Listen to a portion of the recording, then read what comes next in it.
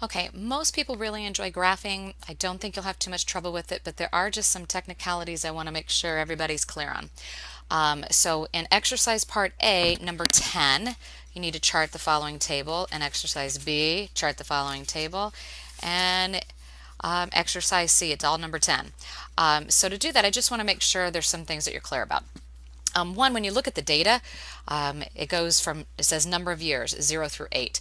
And so that's the very first thing it gives you. And so that goes on the x-axis, that goes across, which is why I have number of years down here. And you always want to label what you have.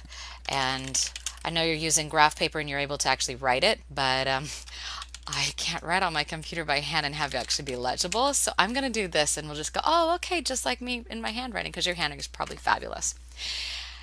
That line underneath it for section or part A, it says amount. And when you look at those numbers, I always look for the lowest and the highest. The lowest is 38 on this one and the highest is 205. And then I just divide it evenly. It has to be evenly. Just because the x-axis goes by ones does not mean the y-axis goes by ones. Just because the y-axis I chose 20s does not mean this goes by 20s. It just has to be labeled. What has to happen is they both have to start here at 0. Very important. So this is going to be amount, and it looks like it's in a savings account, and so we're just going to say over here is the amount in dollars. So what I'd like you to do is just pause it for a minute. I want you to fill out the table or the graph yourself, so that way the chart is set up correctly. The other thing you need at the top is always make a title. And I know that's kind of nitpicky, but yeah, it's okay. And it's growth of savings account. Oh, there should be a G there, savings account. Ta-da! All right, so let's make that savings account grow. All right.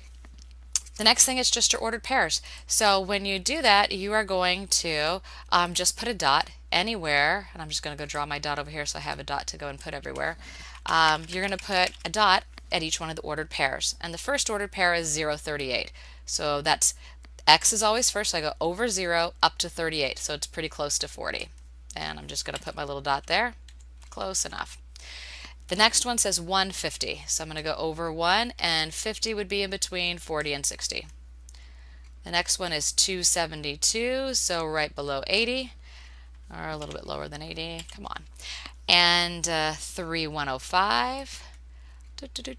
And you can just keep plotting those points. Oh, we don't want to print. That's so funny. Ha ha ha ha ha. Okay, so now that you have all of the dots plotted on your chart, the next thing is you just connect the dots. And this isn't linear, and anytime you have growth or a growth function, it's not going to be linear. And what that means is it's not going to be a straight line. So we do need to connect the dots, and since it's not going to be a straight line, we're just going to connect the dots the best that we can. And okay, let me get my pencil back out. I let go of my pencil and it stopped working, and then around, and that's it.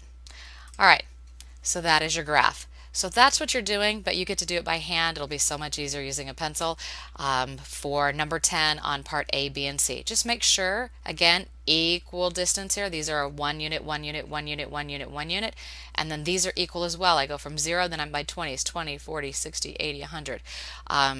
You can't go 20, 40, and then do 100 and then 200. It has to be equal intervals. So you'll do just fine. I figured you would.